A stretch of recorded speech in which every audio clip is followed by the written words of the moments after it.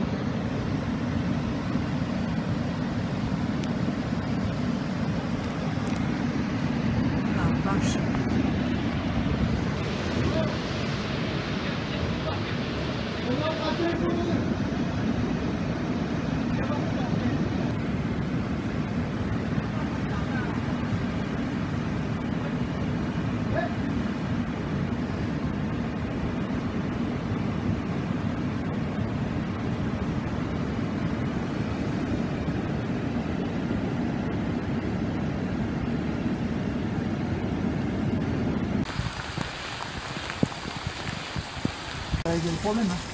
Le dernier était coupé à couloir. Donc finalement les gens ont été très peu privés d'électricité. Allez, un petit 3h de temps. Un petit 3h de temps, et sachant que là dans le hameau on a fait les comptes, il y a 45 personnes. 80 cm sous le balcon, les volets ça les avait enfoncés, donc ça n'a pas pété le carreau, d'accord. Bah, d'ailleurs tu vois, ils ont remis l'échelle, tu vois qu'il y a de la boue sur 1,50 m de haut. Hein. Et là, normalement, le glandon est de 4 à 5 mètres plus bas, plus profond, sauf que là, c'est plein de pierres, plein de pigments, plein de cailloux.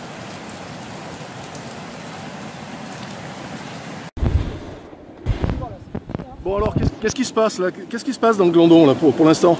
Là, tu vois qu'on a le glandon qui est en train de grossir, le lit qui est en train de grossir.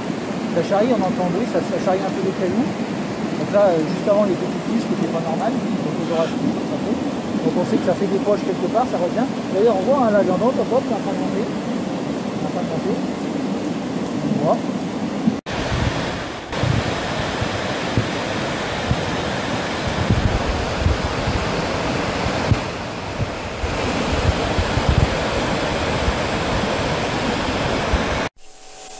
Jardin et terrasse envahis par la boue. Depuis dimanche, Roland a fort à faire pour nettoyer. L'inertie de l'eau, ça a arraché les volets. Les deux volets là, il y avait une porte, une contre-porte ici, qui est ici, ça a enfoncé la porte ici. Voilà. Là, il y a 40 cm là, plus, je sais pas, ici, là. Regardez, vous voyez là. Dimanche soir, le glandon est sorti de son lit, charriant avec lui quantité de cailloux et de bois. De violents orages qui ont surpris les habitants du hameau de Lachal. On a simplement constaté qu'il y avait d'énormes vagues de boue qui passaient au-dessus du torrent. Bilan, une habitante relogée, un pont endommagé et une route temporairement coupée. Dès dimanche soir, la municipalité a activé le plan communal de sauvegarde.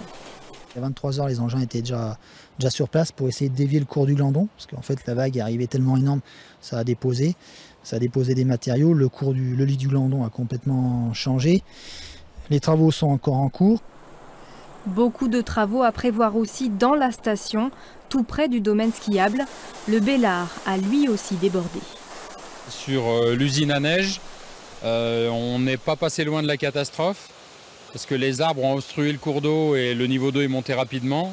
Heureusement, on avait démonté les pompes pour de la maintenance, donc on s'en sort pas trop mal. Mais il y a quand même des dégâts et surtout, il y a beaucoup de travail pour remettre en état. D'autres orages sont annoncés en Maurienne.